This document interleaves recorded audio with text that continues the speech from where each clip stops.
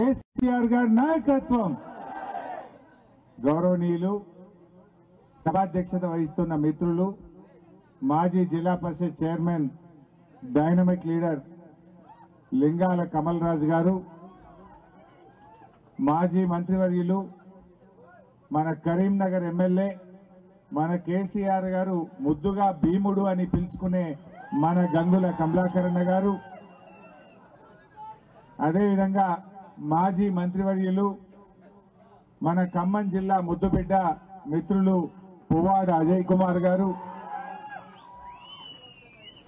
రాజ్యసభలో మన deputy leader రెండవసారి మరి ఖమ్మం జిల్లా నుంచి కేసీఆర్ గారు ఒక బీసీలకు అవకాశం ఇవ్వాలని రెండవసారి ఎంపీగా రాజ్యసభకు పంపించారు గౌరవనీయులు వడ్డిరాజు రవిచంద్ర గారు,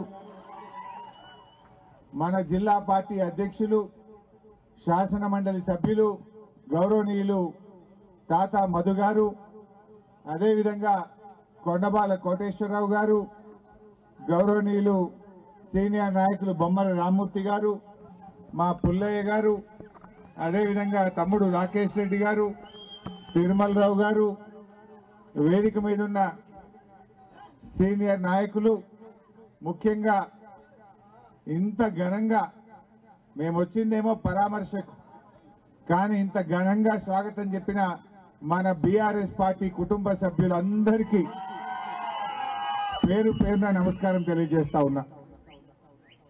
ఈరోజు పొద్దున్నే ఖమ్మం మార్కెట్ యార్డ్ వెళ్ళాం. రైతులందరూ కళ్ళల్లో నీళ్లు పెట్టుకుని బాధపడుతున్నారు. కేసీఆర్ ఉండగానే బాగుండే, కేసీఆర్ సార్ మళ్లీ రావాలి, కేసీఆర్ ప్రభుత్వమే రావాలి అని చెప్పి ఖమ్మం రైతులందరూ చెప్తా ఉన్నారు. కేసీఆర్ ఉండగానే మాకు బాగుండే సార్ అని చెప్తా ఉన్నారు. మళ్ళా వచ్చేది మన ప్రభుత్వమే అని ఖమ్మం రైతులందరూ కూడా చెప్తా ఉన్నారు. ఏమైంది ఇలా మార్పు మార్పు అన్నారు. ఏం మార్పు వచ్చింది చెల్లె? ఏమన్నా మార్పు వచ్చిందా? వచ్చింది ఒక మార్పు అయితే వచ్చింది. రైతు బంధు బంద్ అయింది. మార్పు వచ్చింది, బతుకమ్మకు చీరలు బంద్ అయినాయి. మార్పు వచ్చింది, సర్కార్ దవాఖానకు పోతే కేసీఆర్ కిట్ అయితే బంద్ అయింది. మార్పు వచ్చింది, గర్భిణీ స్త్రీలకు న్యూట్రిషన్ కిట్లు బంద్ అయిపోయినాయి. మా దళిత సోదరులకు దళిత బంధు బంద్ అయిపోయింది. మార్పు వచ్చింది, మా గొల్ల కుర్మలకు గొర్రె పిల్లలు బంద్ అయిపోయినాయి. మా బీసీలకు బీసీ బంధు బంద్ అయిపోయింది. మునుపట్లాగా 24 గంటల కరెంటు మార్పు వచ్చింది. మన రేవంత్ రెడ్డి అంటుండు ఏం కోల్పోయినరు అంటుండు. ఏం కోల్పోయింది? ఇవన్నీ కోల్పోయినరు ప్రజలు. నువ్వు ఇచ్చిన ఒక్క హామీ అన్న అమలైందా? మా అక్క చెల్లెల్ని అడుగుతున్న, మహాలక్ష్మి పథకంలో మీరిచ్చిన మొట్టమొదటి హామీ 2500 రూపాయలు ఏ చెల్లెకన్నా వచ్చిందా? చెల్లె? మీ బట్టి విక్రమార్క సంతకం పెట్టి బాండ్ పేపర్ రాసిచ్చి ఇంటింటికి వంచిండా లేదా? నాకు ఓటైంది 2500 జీతం పడ్డట్టు 1వ తారీఖు ఇస్తా అన్నాడు. వచ్చిందా? ఇప్పుడు 11 నెలలైంది. 11 నెలలంటే 27,500 రూపాయలు ఒక్కొక్క అక్కకు చెల్లెకు కాంగ్రెస్ పార్టీ బాకీ పడ్డది. ఏదో ఉత్సవాలు చేస్తుండ్రు, ఏడాది పాలన నిండిందట, ఉత్సవాలు చేస్తుండ్రు. అందరినీ మహిళల్ని తీసుకుపోయి చేస్తున్నారు.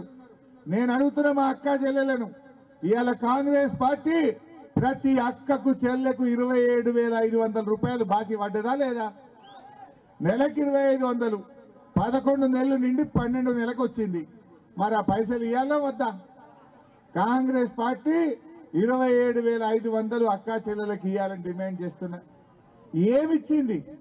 అక్క చెల్లెళ్ళ ఓట్లేసుకొని మోసం చేసింది. తులం బంగారం అన్నారు, కాంగ్రెస్ పార్టీ మోసం చేసింది. ఒక్క చీర కాదు 2 చీరలు ఇస్తామన్నారు. బతుకమ్మకు 500 ఇస్తామన్నారు, మోసం చేసిండ్రు. మహిళలకు రాగురా బిడ్డ, మహిళలకు ఎన్నో మాయమాటలు చెప్పిండ్రు. మహాలక్ష్మి మోసం, బతుకమ్మ చీరలు మోసం, మహిళలకు ఇచ్చిన ఒక్క హామీ కూడా అమలు కాలేదు. అదే కేసీఆర్ ఉండగా ఎన్నో మహిళల కోసం కార్యక్రమాలు తెచ్చాడు. ఎవరన్నా ఎలక్షన్లలో చెప్పిందా? ఓట్లప్పుడు చెక్కపైన కళ్యాణ లక్ష్మి పథకం తెచ్చిండు కేసీఆర్. ముందు ఎస్సీ ఎస్టీలతో స్టార్ట్ చేసిండు, తర్వాత అందరికీ చేసిండు. ముందు 50,000 ఇచ్చిండు, తర్వాత 75,000 ఇచ్చిండు, తర్వాత ఆడపిల్ల పెళ్లి పెట్టుకుంటే ₹1,00,000 ఇచ్చిండు మన కేసీఆర్. ఇచ్చిందా లేదా? ఇక్కడ బట్టి కాంగ్రెస్ ఎమ్మెల్యే ఉన్నా బట్టి గారు ఇక్కడ ఈ కాన్స్టిట్యున్సీకి కళ్యాణ లక్ష్మి కింద ₹1,00,000 కేసీఆర్ గారు అందించారు ఆ రోజు. వీళ్ళేమన్నారు? కేసీఆర్ 1,00,000 ఇచ్చిండు, మేము తులం బంగారం కలుపుతామన్నారు. కలిపిండ్రా? ఇప్పుడు ఈ ఏడాదిలో ఎన్ని పెళ్లిళ్ళు అయినాయి? మొత్తం తెలంగాణలో ఒక 6 లక్షల పెళ్లిళ్ళు అయినాయి. అంటే కాంగ్రెస్ పార్టీ 6 లక్షల తులాల బంగారం ఈ రాష్ట్రంలో అక్క చెల్లెలకు బాకీ పడ్డది కాంగ్రెస్ పార్టీ. కొత్తగా ఇచ్చింది ఏమి లేదు, ఉన్నాయి కూడా కొడుతున్నారు మీరు. సర్కార్ దవాఖానలో ఎంత మంచుకుంటుండే, బిడ్డ ఖమ్మంలో కాన్పుకు పోతే కడుపు నిండా అన్నం పెట్టి కాన్పు చేసి కేసీఆర్ కిట్ ఇచ్చి తల్లిని పిల్లను ఆటో కిరాయి లేకుండా మీ ఊర్లో దించలేదా కేసీఆర్? ఎందుకు బంద్ చేసిండు? కేసీఆర్ కిట్ పథకం ఎందుకు అక్క చెల్లెలకు దూరం చేసిండు?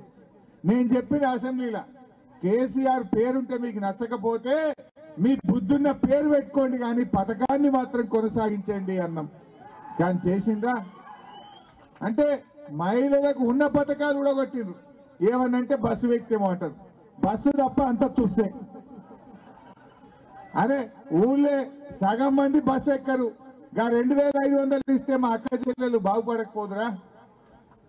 2,500 ఇస్తే బాగుపడకపోదురా? 2,500 తులం బంగారమి, కళ్యాణ లక్ష్మి, మా చదువుకునే ఆడపిల్లలకు స్కూటీ, ఇవన్నీ చెప్పలేదా వీళ్ళు? ఏవి కూడా చేయకుండా మోసం చేస్తుండ్రు. బస్సు పెట్టిండ్రు, బస్సుల ట్రిప్పులు తగ్గించారు. మున్పు 4 ట్రిప్పులు వస్తాయి, ఇప్పుడు 2 ట్రిప్పులు వస్తుంది. అందులో కాలు వెళదామంటే జాగ దొరకకుండా చేసిండ్రు. మరి బస్సు పెట్టిన వాళ్ళు పెరుగుతున్న ట్రాఫిక్ అనుగుణంగా బస్సుల సంఖ్య పెంచాలన్నా తగ్గిస్తారా? కానీ వీళ్ళు తగ్గించుకుంటూ పోతున్నారు. ఇక మహిళలకేమో ఈ రకంగా మోసం. రైతులకు 2 లక్షల రుణమాఫీ చేస్తామన్నారు, చేసినారే? అరే దేవుని మీద ఒట్టు పెట్టిండు కదా, భద్రాద్రిలో రామచంద్ర స్వామి మీద ఒట్టు పెట్టిండు, దేవుని మీద ఒట్టు పెట్టారన్న మాట తప్పుతారా? సమ్మక్క సారక్క మీద ఒట్టు పెట్టి మాట తప్పిండు, భద్రకాళి అమ్మవారి మీద ఒట్టు పెట్టి మాట తప్పిండు, మెదక్ చర్చి మీద ఒట్టు పెట్టి మాట తప్పిండు, జహంగీర్ పీర్ దర్గా మీద ఒట్టు పెట్టి మాట తప్పిండు. ఎవడన్నా ముఖ్యమంత్రి దేవుని మీద ఒట్టు పెట్టి మాట తప్పుతారా? ఎందుకంటే కొంతమంది అయ్యగారు చెప్పింది నాకు, దేవుని మీద ఒట్టు పెట్టి మాట తప్పితే ఆ రాజ్యానికి మంచిది కాదట. పాలకుడే పాపం చేస్తే మరి ఆ ప్రజలకు అరిష్టము, ఆ ప్రజలకు మరి అన్యాయం జరుగుతుంది, దేవుడు శపిస్తే అని చెప్పి కొంతమంది అయ్యగారు చెప్పిండు. నేను దేవుని దగ్గర పోయినా, దేవుడా మా ముఖ్యమంత్రి 15 ఆగస్టు లోపు రుణమాఫీ చేస్తా అని రుణమాఫీ చేయకుండా నిన్ను మోసం చేసిండు దేవుడా. యాదాద్రి లక్ష్మీ నరసింహస్వామి దగ్గర పోయినా, మా ముఖ్యమంత్రి పాపాత్ముడు, మా ముఖ్యమంత్రిని క్షమించు, నా తెలంగాణ ప్రజల్ని కాపాడు దేవుడా అని చెప్పి దేవుడి దగ్గర పోయి దండం పెట్టిన. దేవుడికి దండం పెట్టిన, ఈ ముఖ్యమంత్రికి సద్బుద్ధిని ప్రసాదించు. ఏమన్నా మాట్లాడితే మా ముఖ్యమంత్రి అయితే దేవుని మీద ఓట్లు లేకపోతే తిట్లు, ఇంకేమన్నా ఉన్నాయా? ఆ టీవీ వెంట చాలు, అయితే తిట్లు లేకపోతే దేవుని మీద ఓట్లు. పని చేసే తక్కువ, లొల్లి పెట్టేది ఎక్కువ. ఏమన్నా చేసిండా? దేవుడికి మొక్కిన, దేవుడు ఆయనకు సద్బుద్ధిని ప్రసాదించి, ఈయనకు మంచి బుద్ధినిచ్చి మంచి పాలన అందించేటట్టు మా ముఖ్యమంత్రి జర ఆగమాగం ఉన్నాడు, ఆయనకు మంచి జ్ఞానాన్ని ప్రసాదించమని కూడా దేవుణ్ణి మొక్కాల్సి వచ్చింది. ఏం మాట్లాడు? ఆయనకు మంచి వాక్కును కూడా ప్రసాదించమని చెప్పిన. ఎందుకంటే ఒక ముఖ్యమంత్రి మార్గదర్శకంగా ఉండాలి. మొన్న పెళ్లికి పోతే కాంగ్రెస్ లీడర్లు కలిసిండ్రు, ఏం చెప్పుకోవాలన్నా మా ముఖ్యమంత్రి మాట్లాడితే మేమే టీవీలు బంద్ పెడుతున్నాం, పిల్లలు ఏడ ఖరాబ్ అవుతారో అన్నారు. ఆ టీవీ ఛానల్ అన్నా మారుస్తున్నాం, టీవీ అయినా బంద్ పెడుతున్నాం, ఇట్లా మాట్లాడితే ఎట్లా అని చెప్పి ప్రజలు అంటున్నారు. అన్ని అబద్ధాలే, మా నోరిప్పితే అబద్ధాలే. హైదరాబాద్ కంటే 3 దిక్కుల సముద్రం ఉన్నదట, ఉన్నదా? ఈ ముఖ్యమంత్రి చెప్తాడు హైదరాబాద్కు 3 దిక్కుల సముద్రం ఉందంటాడు. రాజీవ్ గాంధీ కంప్యూటర్ కనిపెట్టిండట, దిల్సుఖ్ నగర్ లో విమానాలు అమ్ముతారట. అరే ఏం మాట్లాడుడది? ఈ జనము వింటున్నారు అనే కొద్దిగా సోయన్న ఉండద్దా ముఖ్యమంత్రికి? ఏది పడితే గదే మాట్లాడతాడు, అన్ని అబద్ధాలు. అయినా ఎవరు మాట్లాడతారు? ఎట్లా పనిచేసేటోడు మంచిగా మాట్లాడతాడు, పని శాతగానోడే ఎవడైతే ఓటమి పాలవుతాడో వాడు నోరు జారుతాడు, అంతే కదా. శాతగానోడు అబద్ధాలు ఆడతాడు. ఈ రకంగా రేవంత్ రెడ్డి ప్రజల్లోకి వచ్చి ఇదే బట్టి విక్రమార్క, ఇదే రేవంత్ రెడ్డి బాండ్ పేపర్ మీద 100 రోజుల్లో 6 గ్యారంటీలను సంతకాలు పెట్టలే వీళ్ళు. ఇల్లు తిరగలేదా?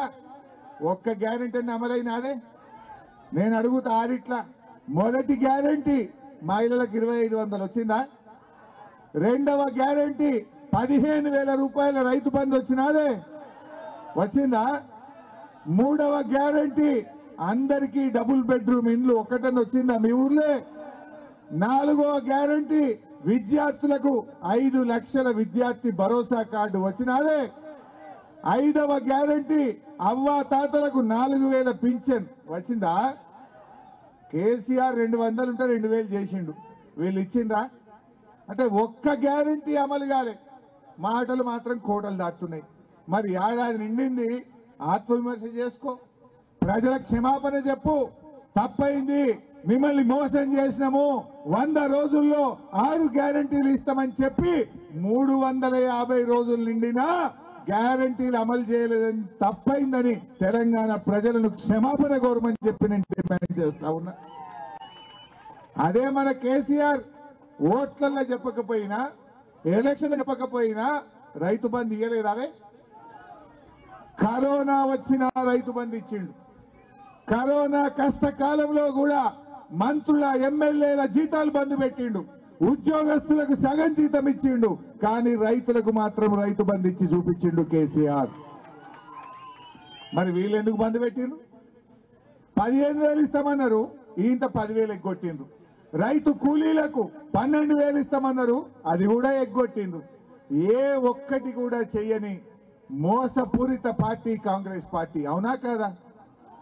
ఏమనంటే ప్రశ్నిస్తే కేసులు పెట్టరట, అడిగితే దబాయిస్తున్నారు. వెనకటికట ఓ సామెత ఉంటుంది, ఇగురం లేనోడు వ్యవసాయం చేస్తానట, వడ్లు వాగుల కొట్టుకపోయినాయట, గడ్డి గాల్ల కొట్టుకపోయిందట. ఈ కాంగ్రెస్ వాళ్ళ పాలన గట్లున్నది, ఈ రేవంత్ రెడ్డి పాలన గట్లున్నది, అంతా మోసం. అందుకే నేను మొన్న ఎక్కడో అన్నా, నీ పేరు యనుమల రేవంత్ రెడ్డి కాదయ్యా, నిన్ను ఇప్పటి నుంచి ఎగవేతల రేవంత్ రెడ్డి అని పిలుస్తామో అని చెప్పిన. ఇప్పుడు మాట మీద నిలబడితే మాట మీద నిలబడ్డాడు, మోసం చేస్తే ఏమనాలి? ఎగవేస్తే ఎగవేతల రేవంత్ రెడ్డి అంటే తప్ప, ఈ మాట అంటే కేసు పెట్టారట. పెట్టుకో, 100 కేసులు పెట్టుకో, నేను అంటనే ఉంటాను నిన్ను అని చెప్పిన. మూసి మూసి మూసి అన్నాడు. నేనన్నా, ఆ మూసి మురికి కంటే నీ నోటి మురికే ఎక్కువ ఉన్నది నాయనా, నీ నోటి కంపే ఎక్కువ ఉన్నదని చెప్పిన. ఆ మూసి మురికి కంపు కంటే రేవంత్ రెడ్డి నోటి కంపే ఎక్కువైపోయింది. నీ నోటి కంపు చక్కగా చేసుకో ఫస్ట్. మా తమ్ముడు అదానీ గురించి అంటున్నాడు. ఇక ఈ అదానీ గురించి ఢిల్లీ కాంగ్రెస్ ఒకటి, గల్లీ కాంగ్రెస్ ఒకటి. ఢిల్లీ కాంగ్రెస్ ఏమంటుండు? రాహుల్ గాంధీ అదానీని అరెస్ట్ చేయాలి అంటుండు.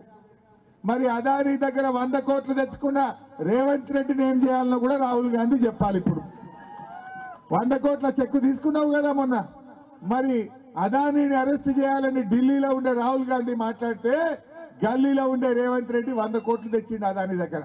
మరి ఈయనను ఏం చేయాలనో కూడా ఇవాళ రాహుల్ గాంధీ చెప్పాలని చెప్పి నేను కోరుతా ఉన్నా. రాహుల్ గాంధీ ఏమో అదానీని అరెస్ట్ చేయాలంటాడు, రేవంత్ రెడ్డి ఏమో మంగళారతులు పట్టుండు.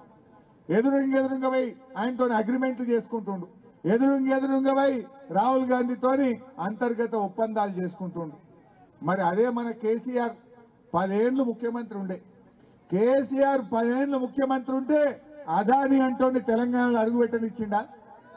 అదానీ అంటోండు ఒక్క రూపాయి అన్న మన తెలంగాణలో కేసీఆర్ చేసిండా?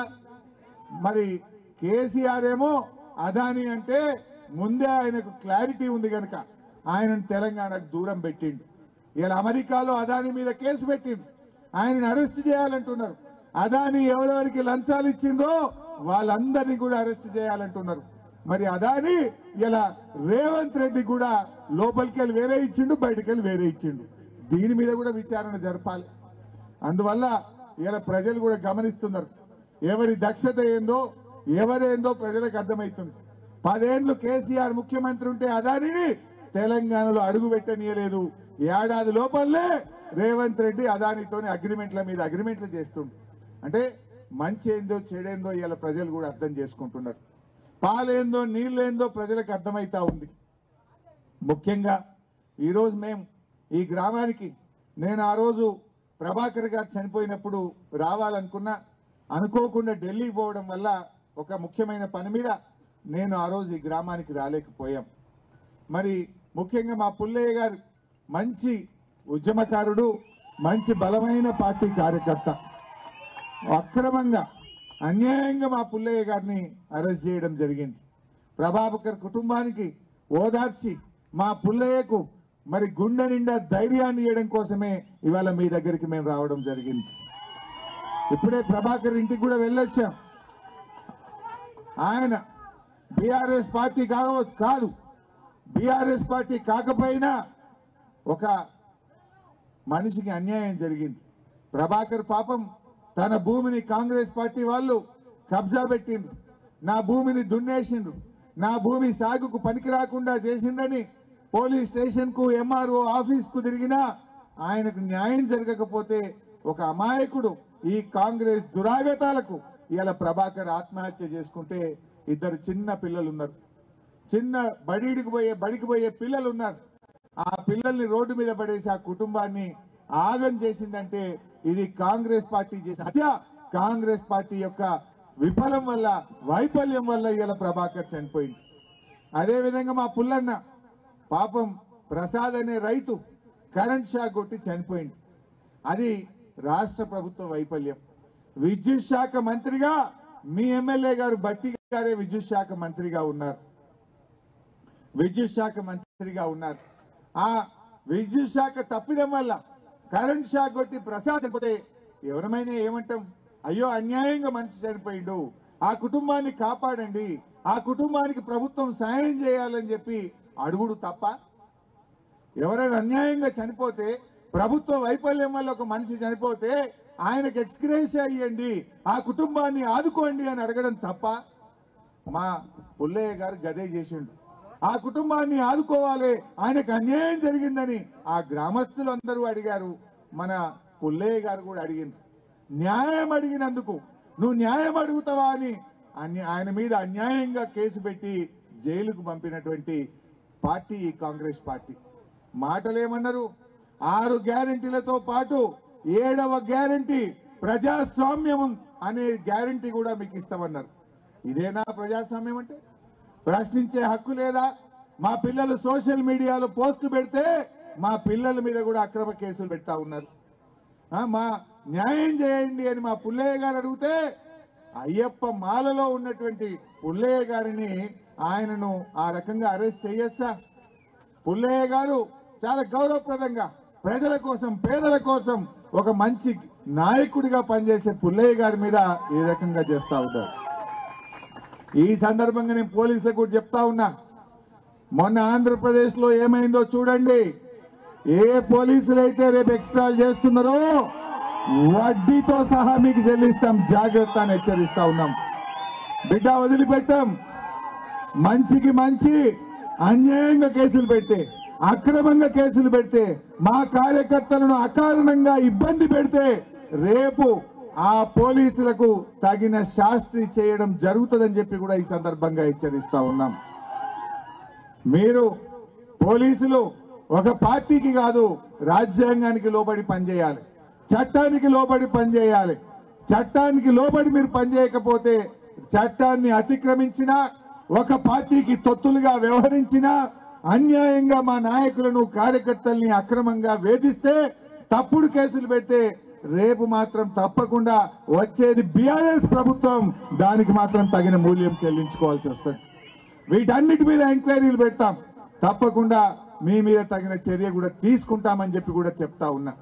న్యాయంగా ఉండండి, చట్టానికి లోబడి పనిచేయండి. కానీ అన్యాయంగా పనిచేస్తే మాత్రం బీఆర్ఎస్ పార్టీ ఊరుకోదు. అయినా మీరు కూడా కార్యకర్తలతో ఈ చింతకాని మండలం వాస్తవానికి కేసీఆర్ గారు ఎంతో ప్రేమతో ఇక్కడ దళిత బంధు కార్యక్రమానికి ఈ మండలానికి ఇచ్చారు.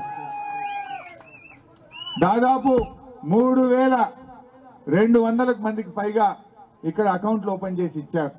మరి ఇంకా కొంత డబ్బు రావాలి. పాడి పశువులు కొనుక్కుంటే సెకండ్ ఇన్స్టాల్మెంట్ రావాలి. రెండవ ఇన్స్టాల్మెంట్ ఎందుకు ఇవ్వడం లేదు అని నేను అడుగుతా ఉన్నా. బట్టి విక్రమార్క గారు వెంటనే ఈ చింతకాని మండలంలో కేసీఆర్ గారు ఇచ్చిన దళిత బంధులోని రెండవ ఇన్స్టాల్మెంట్ ను విడుదల చేయాలని చెప్పి కూడా బీఆర్ఎస్ పార్టీ డిమాండ్ చేస్తా ఉంది. రేపు అసెంబ్లీ ఉంటుందంటున్నారు డిసెంబర్ 9 తర్వాత. రేపటి అసెంబ్లీ సమావేశాల్లో మా చింతకాని మండల దళిత బంధు గురించి కూడా బీఆర్ఎస్ పార్టీ మీ గురించి ప్రశ్నిస్తుంది, మీ గురించి మాట్లాడతామని చెప్పి కూడా మీకు ధైర్యాన్ని ఇస్తా ఉన్నాం. ఎందుకంటే ఆల్రెడీ మీ scheme sanction scheme, ongoing programme. కొంతమందికి మొత్తం వచ్చినాయి, కొంతమందికి 2 ఇన్స్టాల్మెంట్లు వచ్చినాయి, కొంతమందికి ఇంకా డబ్బు రావాల్సింది ఉంది. వారందరికీ కూడా తప్పకుండా అందించాలని చెప్పి కూడా నేను ఈ సందర్భంగా డిమాండ్ చేస్తా ఉన్నా. మిత్రులారా, మరి బీఆర్ఎస్ కార్యకర్తలు ధైర్యంగా ఉండండి. మీకు ఎప్పుడు ఏ కష్టం వచ్చినా బీఆర్ఎస్ పార్టీ మీకు అండగా ఉంటుంది. ఎవరు అధైర్యపడకండి. ఇలా రాష్ట్రంలో ఎవరిని కదిలిచ్చినా అంటున్నారు, మళ్ళొచ్చేది మనదే సార్ అంటుంది. మేము ఖమ్మంలో కానీ హైదరాబాద్ లో రోడ్ల మీద పోతుంటే ఆటో డ్రైవర్లు కానీ రోడ్డు మీద మోటార్ సైకిల్ మీద పోయేటోళ్ళు కూడా చూసి సార్ మళ్ళా మనదే గట్టిగా ఉండండి సార్ అని చెప్పి మాకు చేతులు చూపుతా ఉన్నారు. అంటే ప్రజలకు తెలిసింది ఇప్పుడు కేసీఆర్ మంచిగా ఉండే, కేసీఆర్ ఉన్నప్పుడే టైం మీద రైతు బంద్ వేసిండు, కేసీఆర్ ఉన్నప్పుడే మంచిగా కరెంట్ ఇచ్చిండు, కేసీఆర్ ఉన్నప్పుడే అక్క చెల్లెలను మంచిగా చూసుకున్నాడు, కేసీఆర్ మంచిగా ఉండే అనేటువంటి విషయం ఇవాళ రాష్ట్ర ప్రజలకు అర్థమైతా ఉంది. తప్పకుండా మనం కూడా న్యాయంగా ధర్మంగా నిలబడదాం, ప్రజల పక్షాన పోరాడదాం. 6 గ్యారంటీలు అమలు చేసేదాకా ఈ కాంగ్రెస్ పార్టీని వెంటబడాల్సిందే. మెడలు వంచి 6 గ్యారంటీలు అమలు చేయించేదాకా కూడా మీ వెంట ఉంటామని చెప్పి మనవి చేస్తా ఉన్నా. అక్క చెల్లెళ్లకు 2500 ఒట్టికిచ్చుడు కాదు, పాత బకాయిలు ఇవ్వాలి, అన్ని కలిపి ఇవ్వాలి. చంద్రబాబు నాయుడు ఇవ్వలేదు ఆంధ్రలో. మొన్న 2000 పింఛన్ 4000 చేసిండు. చేస్తే పాత 2 నెలలు కలిపి 6,000 8,000 ఒక్కటేసారి ఇచ్చిండు. ఈడ అవ్వాతాతలకు కూడా 4,000 ఇస్తాను బిడ్డ నువ్వు. ఎందుకంటే కేసీఆర్ 200 1000 అంటే 1000 చేసిండు. మళ్ళా గెలిస్తే 1000 2000 చేస్తా అంటే 2000 చేసిండు. మరి నువ్వు 2000 4000 చేస్తాను ఓట్లు వేయించుకున్నావు, చేయాలన్నా వద్దా? 4000 రూపాయలు వడ్డీతో సహా ఆంధ్రాలో చంద్రబాబు నాయుడు ఎట్లయితే పాత బకాయిలు కల్పించిండో మా అవ్వాతాతలకు కూడా అవి 22,000 కలిపి 4,000 పింఛన్ ఇవ్వాలని చెప్పి కూడా బీఆర్ఎస్ పార్టీ డిమాండ్ చేస్తుంది. జై తెలంగాణ. అందరికీ పేరు